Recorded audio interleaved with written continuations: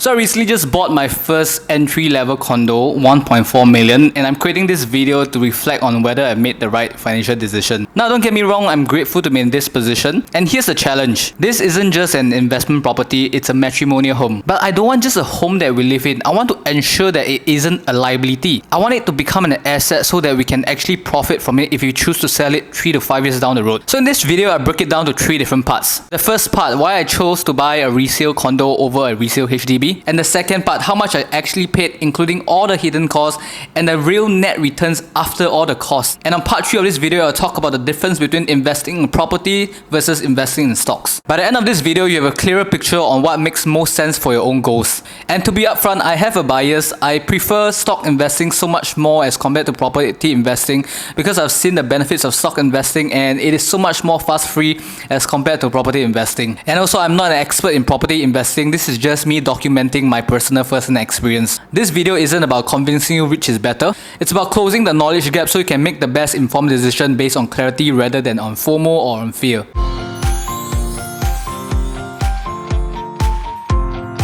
This is a matrimonial home and I wanted to make sure it wasn't just a place to live in but also an investment that could grow in value. And here are the 2 key deciding factors. The first factor was capital appreciation. Here's the data from the past 20 years to show you the price trends of both HDB and condo prices in Singapore.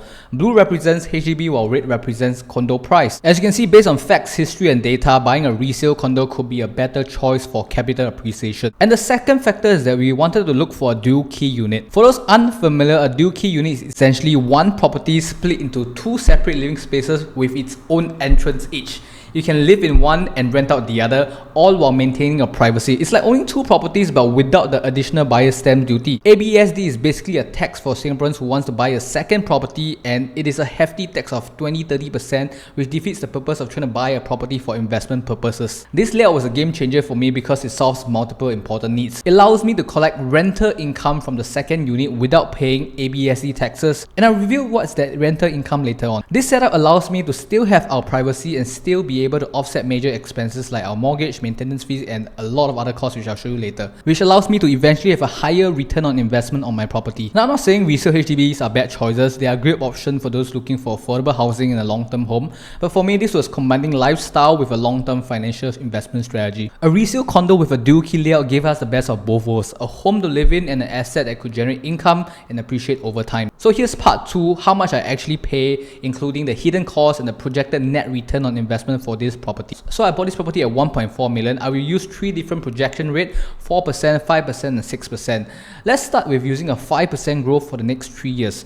1.4 million will have grown to 1.62 million. When I sell it, I'll make the difference of a solid $220,000 within this 3 year.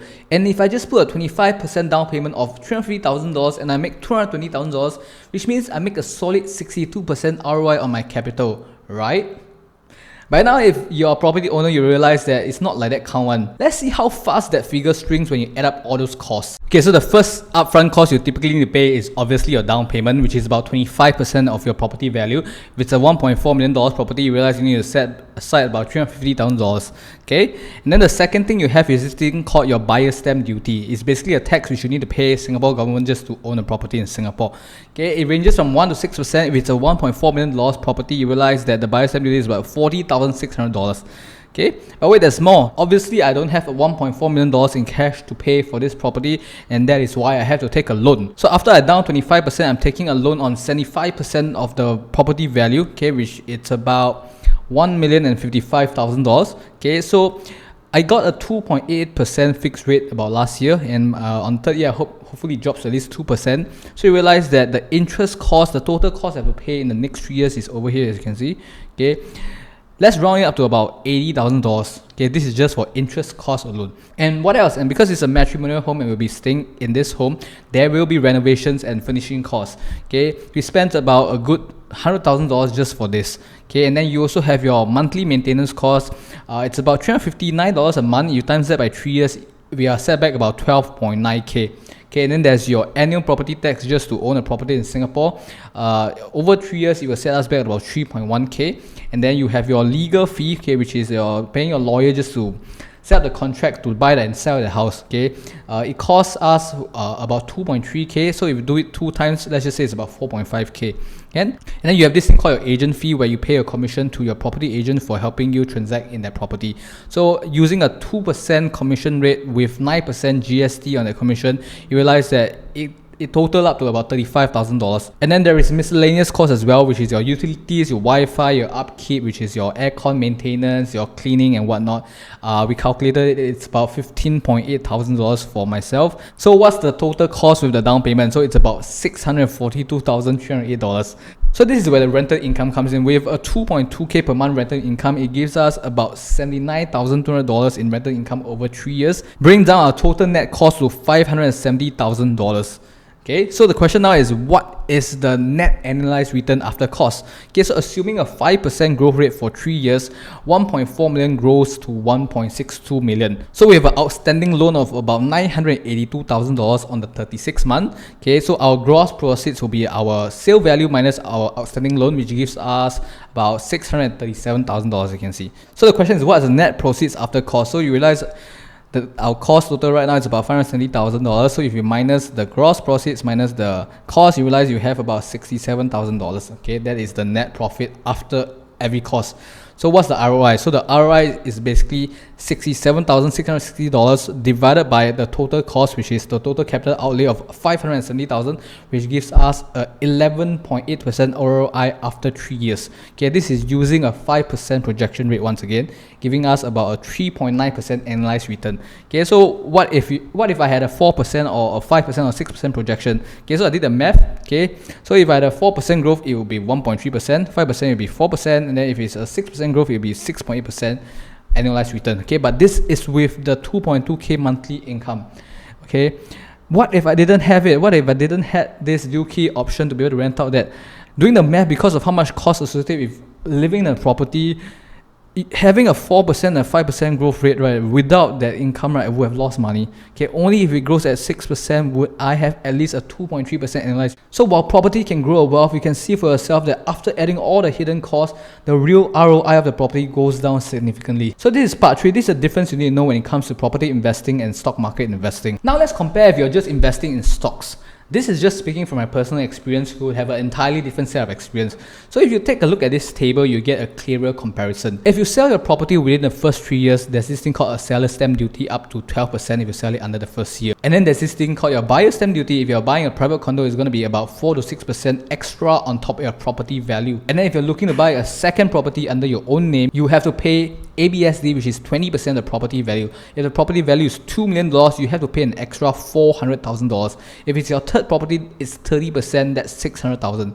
And then you also need to pay income tax on your rental property as opposed to no tax on dividends in Singapore. That is provided you hold Singapore stocks. If you hold US stocks, there's a 30% dividend tax. And then there is also your interest cost for taking a loan on your property, which in my case, it was 2.88%. I'm actually paying more in interest than in principal. There is no interest cost in investing in stocks unless you take on margin or leverage. Then you have your condo maintenance fee, which ranges from $300 to $700 a month on average. And then you have your legal fee, and then you have your renovation and furnishing fee, which will never be cheap in Singapore. And then you have your execution fee, which is the commissions you pay to your property agent. For stocks, generally, if it's a managed portfolio, it's typically under 1%. If you're buying or selling stocks yourself on most brokerages, the fees are almost negligible. And then there's liquidity in terms of how fast you can buy or sell that property. Personally, it was like a 6 to 9 months journey for me just to settle the property. Whereas if I wanted to invest in a stock, it literally takes me only 1 click. And most importantly, the effort required.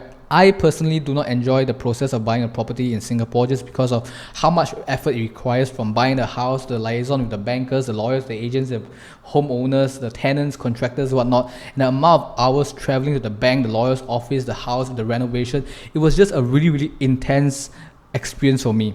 Okay, and from a pure investment standpoint, investing in stocks will always outperform real estate based on numbers and facts. Yet despite all of this, the general sentiment is that Singaporeans still prefer property over stocks. It's in our Singapore culture. In Singapore, owning a property is a rite of passage. It's often seen as a success symbol, stability and responsibility. For many of us, we grew up hearing our parents say things like, buy property as soon as you can, it's the safest way to secure your future. This cultural belief shapes the way we approach investing. When you tell your family that you buy a property, you're met with admiration and congratulations. But if you tell them you invest 50 50k in the stock market, you're probably met with worried looks and warnings about crashes and losses.